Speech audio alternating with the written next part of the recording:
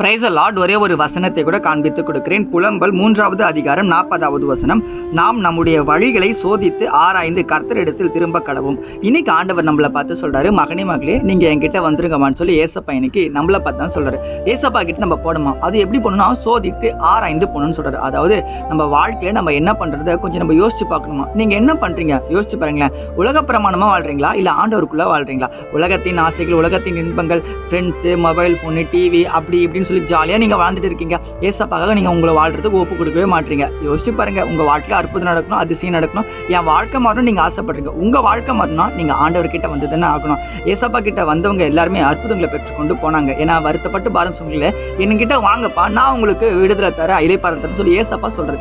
ஏசப்பா நம்மள ஒரு நாள் நம்ம இருந்த வாசலில் நின்றுட்டு கதவை தட்டிகிட்டே இருக்காரு. நம்ம ஏசப்பாக்கு நம்ம மனசை கொடுத்து அவர் கூட நம்ம போனோம் அப்படின்னா நம்ம வாழ்க்கையில் ஒரு அற்புதமான காரியத்தை இன்னைக்கு நம்ம பார்ப்போங்க. உங்கள் பிரச்சனைக்கு இன்னைக்கு ஒரு முடிவு கிடைக்குங்க. நீங்கள் நம்பிக்கையோடு இருங்க, ஏசப்பா பார்த்துப்பாரு. ஆனால் சோதித்து ஆராய்ந்து ஏசப்பா கிட்ட திரும்பிடுங்க. விசுவாசிக்கிறீங்கன்னா ஆமீன் போட்டுக்கோங்க. வசனங்களுக்கு ஃபாலோ பண்ணிக்கோங்க. God bless you. ஆமீன்.